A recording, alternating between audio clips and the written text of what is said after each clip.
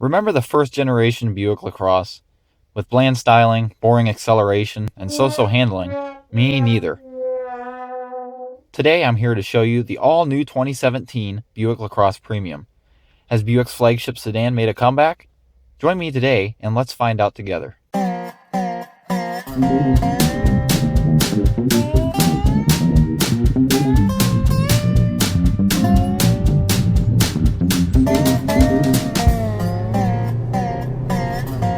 Plenty of power. Now before I begin, I would like to give a shout out to Chuck Nicholson Auto Superstore in Millersburg, Ohio. They were kind enough to let me borrow their car for a few hours to review for you guys, so check them out. Their contact information will be in the description. Now let's begin by taking a look at the outside of this beauty. This is the top of the line front-wheel drive model that is finished in crimson red tin coat, which is a $495 option. All Buick LaCrosses come standard with HID headlights which articulate when turning around corners and LED accents as well. They also get 18-inch aluminum wheels which differ across different trim levels, remote start, and the smart key access system.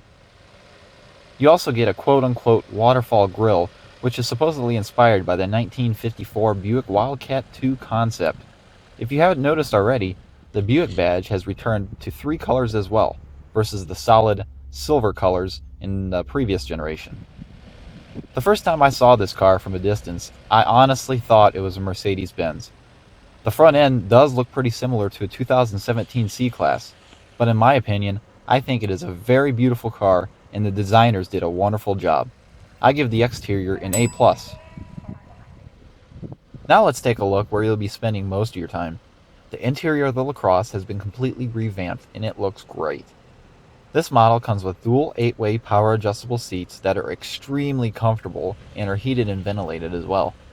It almost feels like I'm sitting in a lazy boy. The heated steering wheel houses your cruise, safety, audio, and driver information center controls, as well as paddle shifters.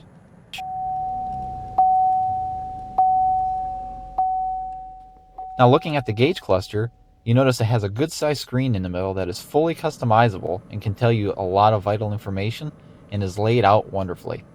Speaking of tech, Buick IntelliLink system is awesome and is fully compatible with Apple CarPlay and Android Auto.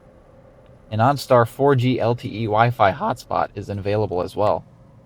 In this car, you also get a backup camera, navigation, dual zone climate controls, and XM and MP3 capability. I almost forgot to mention this, you have a heads-up display as well that you can scroll through different menus. Now the biggest complaint I have with this car lies here, the gear shift. This car comes with an 8-speed transmission that you shift into gear electronically. The first time I saw this, it took me over 30 seconds to figure out how to shift this thing in reverse, and I'm a young guy. Considering Buick is targeted at older individuals, I have no idea why they would make a simple thing so complicated.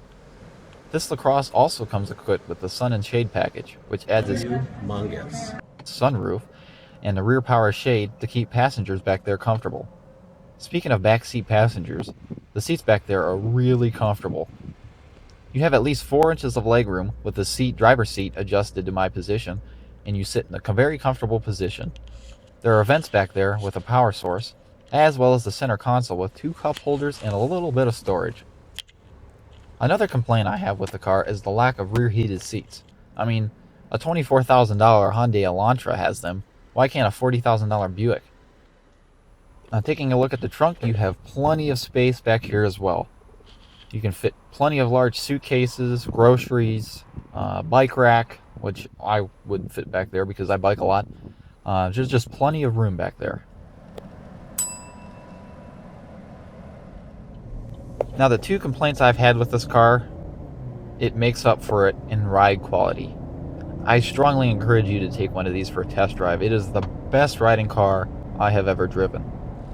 What powers the Buick is a 305 horsepower and 268 pound-foot torque 3.6 liter direct injected V6. The whole platform is 300 pounds lighter than the previous version and is mated to, like I said earlier, to an 8-speed automatic transmission. This helps the car achieve 21 city, 31 highway, and a 25 combined miles per gallon. Now as I drove this car, it is extremely quiet.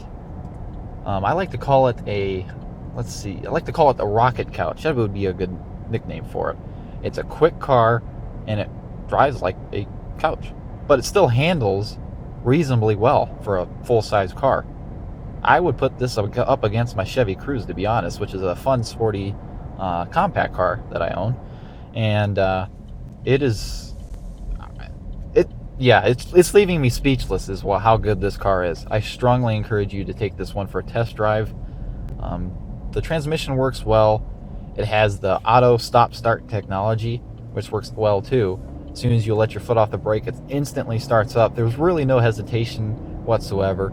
It does take some getting used to because it seems like you stalled out, but it's all worth it in the end. This car also features the blind spot systems, lane keep assist, and forward collision alert as well. Compared to the Toyota Avalon and the Lincoln MKZ, you guys have some competition. Now, on a grade school scale, I would rate this car an A. Not an A plus because of the complex 8-speed gear shifter and the lack of rear heated seats, but it deserves a solid A. Alright guys, that'll do it for today's video. Thank you very much for watching. If you enjoyed it, hit that like button, and if you enjoyed it even more than that, hit the subscribe button as well. I upload often. I've been slacking a tad bit lately because of weather and sunlight, because sunlight ruins my cameras, especially taking good shots. So I'm trying to get the best quality content out there I can, and it might take me a while sometimes, but I promise I will upload. I will never abandon this channel. Alright guys, take care.